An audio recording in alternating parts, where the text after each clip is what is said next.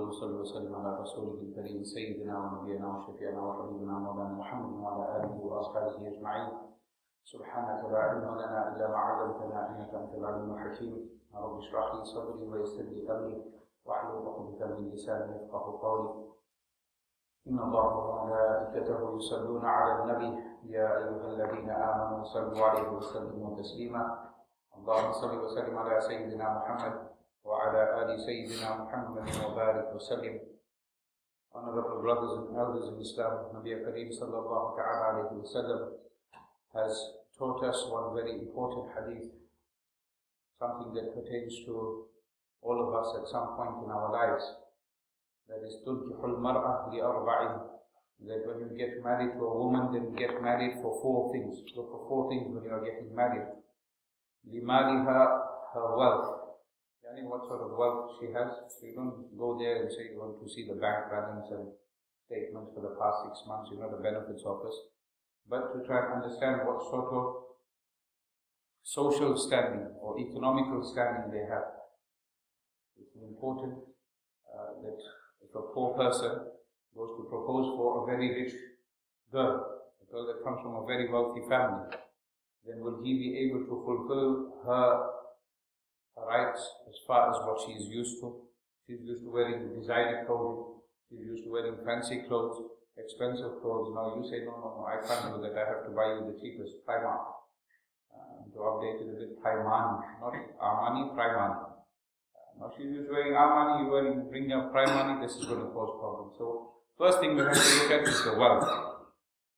Vice versa also, you may be from an extremely wealthy family and you go and get married to a girl who is of a very simple family, maybe very, very poor.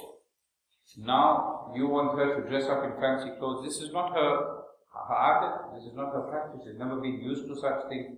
It might be awkward for her to be living in a family where everyone wears expensive clothes and she's used to wearing the same pajamas for the past 20 years. So these sort of things are very, very important. So the first thing one Nabi sallallahu alayhi wa sallam said, لِمَالِهَا وَلِحَسَبِهَا, her lineage. Her lineage is important. What sort of family? Again, this is very important. A lot of times people say, well, why can't they just get married? She's a Muslim, he's a Muslim. Yes, it's possible. But if it's a person, let's say for example, the man is used to eating tarkaris and curry khichdi and dal and rice. Now he gets married into, let's say, a girl of Arab origin. Now they're used to eating plain rice with maybe olives. The chicken is just boiled without much flavoring or spice in there. Again, this could cause a problem. This could cause a problem. We're not saying that they mustn't get married. It's good if they're two people that are happy to get married. It's better that they get married, but these things need to be taken into account. This is not just a once-off affair. This is not just something where they will be spending just a short period of time together. They will be spending, inshallah, the rest of their lives together. Now, if she doesn't cook how he likes, then he's going to keep on hitting her with that line. What's the line? My mother cooks so nice like this. Oh, you know what, my mother makes food. And she'll tell you.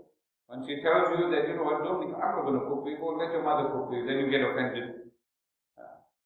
This is not the case. We hear this so often. And we actually have marital problems because of this. He keeps on comparing me to his mother. My mother irons my shirts like this. My mother makes sure my bed is made. At the end of the day, you didn't get married to a domestic servant. If you want a domestic servant, you get a servant. You don't get married to a woman so that she is your slave for you. And more so with the month of Ramadan come. Month of Ramadan, mashallah, I made 50 khatams, I did so much of dhikr, I spent so much in charity, I went and did this work, that work. But you made sure that iftari time, you had to have freshly fried samosas with certain, you know, she must make them at home. Then the khajur has got to be dipped in the ghee with the coconut, with the badam inside. She's slogging there in the kitchen between Asr and Maghrib Salah to make you happy. Out of love for her husband, a wife will do a lot of things. A wife, no doubt, will do a lot of things. But to abuse that is wrong. Some company that was advertising their machines, they show of a boy going to a girl's house for proposal. And the mother says, oh, you know, he lives in some big city somewhere. But the only problem is he always has to go to the shop down the road to go get coffee. So the girl was also Ushia. She went to the kitchen, she brought one machine. She said, here, you can go take your son, you can go, he can make his own coffee now. But we're not giving a domestic servant to her. This is one very big misunderstanding and misconception. A wife does not have to cook for you. If she doesn't cook for you, you cannot say, well, you're not fulfilling my rights. If she does it, that's out of her love. If she looks after the children, this is out of her love for the children. But you can't impose certain things on her. Right, middle of the night, you have to get up, you have to see the children. Right, what became the father for? You are the father for a reason. Not just to say, well, I provide all the groceries and I pay for the bills and everything. That is your duty anyway. That is your duty to provide for your wife. Sadly, nowadays, and sometimes I've heard it from parents in the madrasa also. The wife will come, she indirectly, they won't say it directly, my husband is, forcing me. But the wife has to pay for the madrasa fees. And a couple of husbands, I've told them off. I said, where's your shame?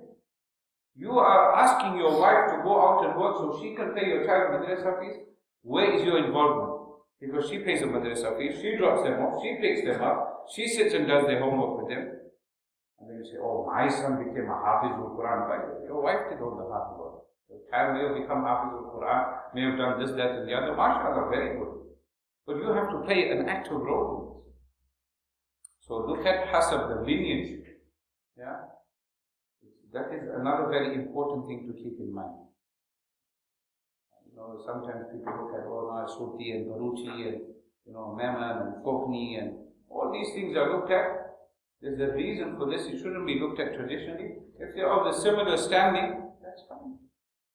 You may speak different languages, that's fine. But you've got to know what you are getting into. Wali Jamaliha, beauty. The third thing Nabi Kareem sallallahu alayhi wa sallam speaks about, that when you're getting married, look for the beauty in the woman. Now a lot of people misunderstand this and think that, she must look like a hot model. She must look beautiful. She must look like $1 million. She must look stunning and gorgeous. A good woman is not a woman who has physical beauty, but rather a woman who has good character. That is the inner beauty. That is something that is real. Because what's going to happen? You're going to get married to her. She looks, mashallah, very beautiful. And then what happens? After 10, 15 years, now you see some extra lines starting to appear, wrinkles, a spare tire starts coming out. Now you think, hey, what did I marry now? What did I get married to? Then you start looking for new model. On the later model. This one is outdated now. On the latest shape now.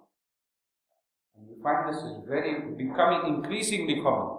And a lot of men are getting married to second wives nowadays. We hear about it a lot.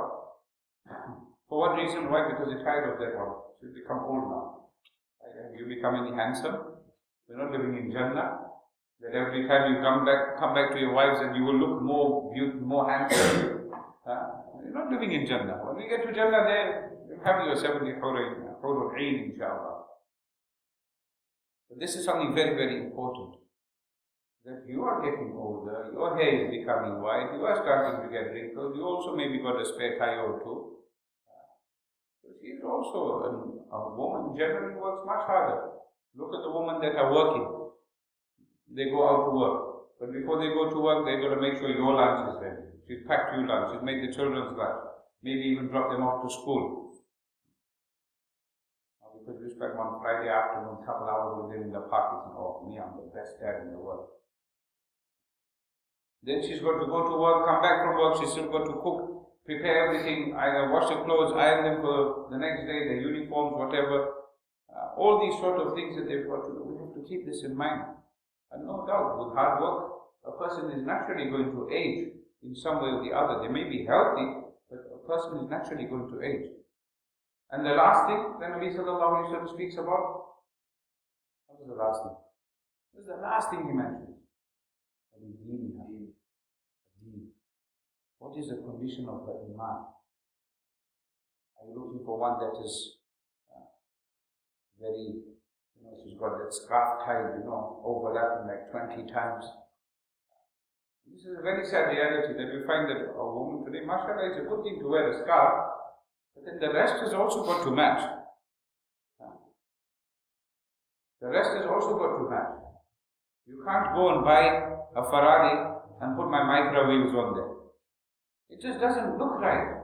You can make the adjustments to make it fit, but it just doesn't work right.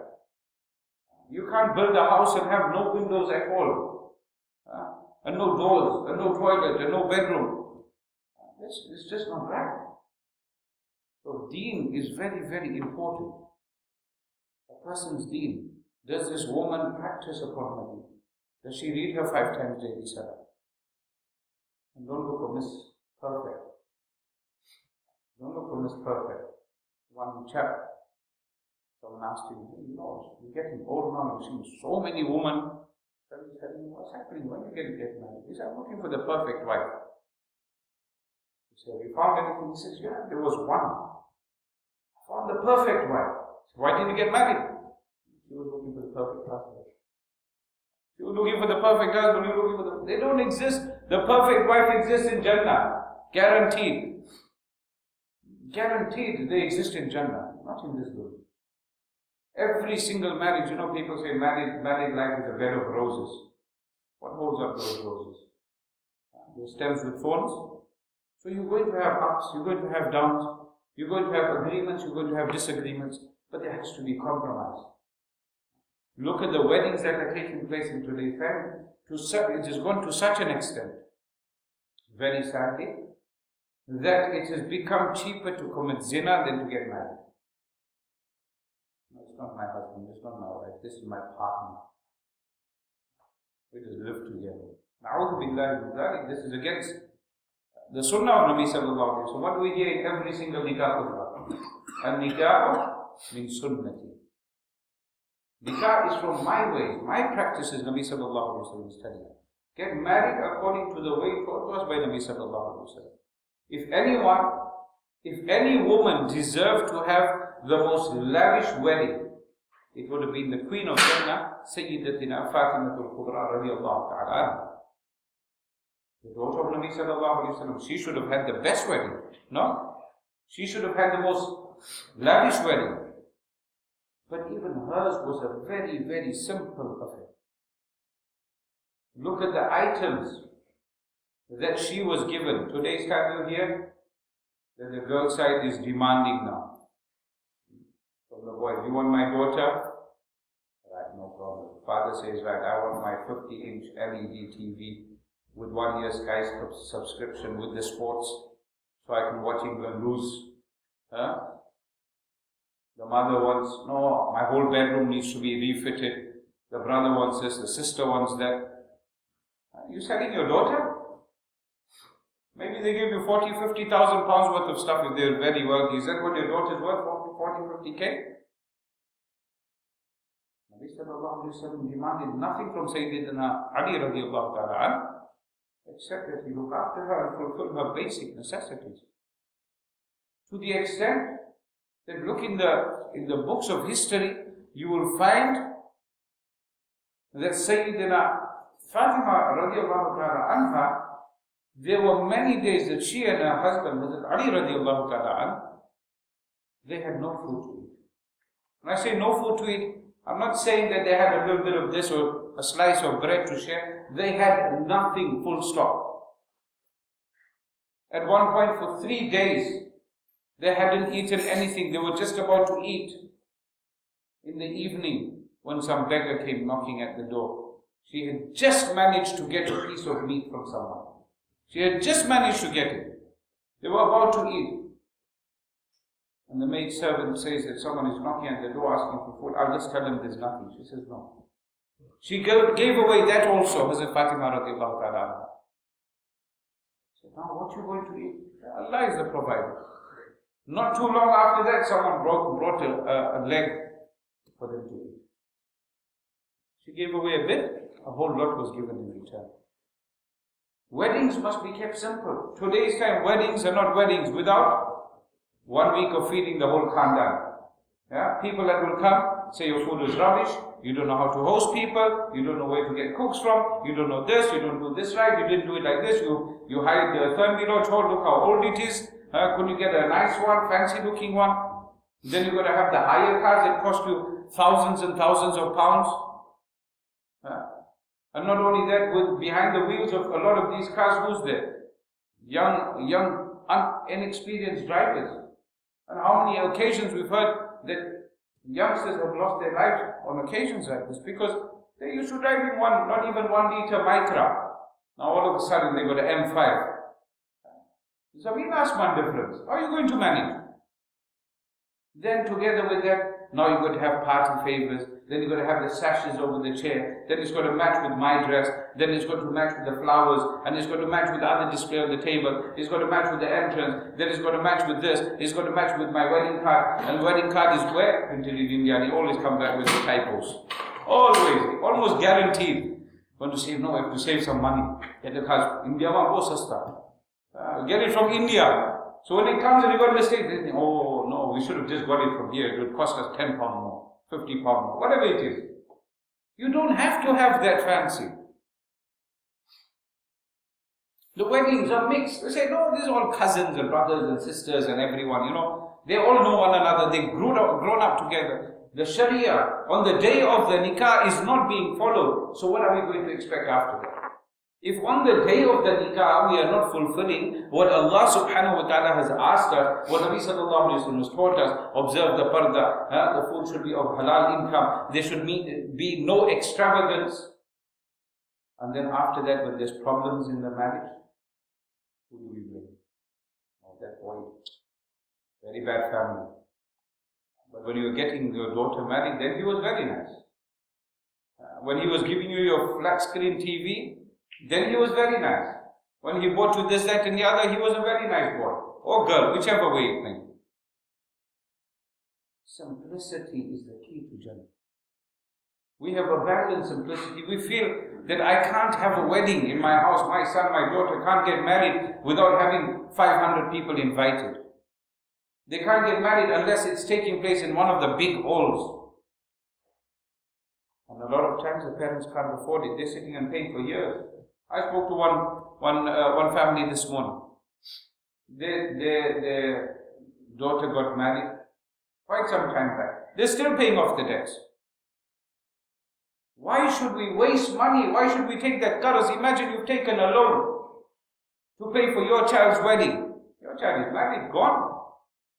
With you sitting there paying, imagine you die in that condition. On the day of Qiyamah, that person who you owe money to, whether some company from some financial company came and writ off the debt for you or whatever, doesn't matter. That person is going to come and take all your neki away. And if you don't have any good deeds left on the day of Qiyamah, then we will start accruing all of their bad deeds. Keep it simple and invite the mercy and the pleasure of Allah subhanahu wa ta'ala, rather than having unnecessary extravagance, wastage of time, money and food and that sort of thing, and inviting the wrath of Allah subhanahu wa ta'ala. May Allah subhanahu wa ta'ala keep us steadfast upon the deen and on the sunnah of Rasulullah sallallahu alayhi wa sallam. Wa akhiru da'wana alhamdulillahi rabbil alamin.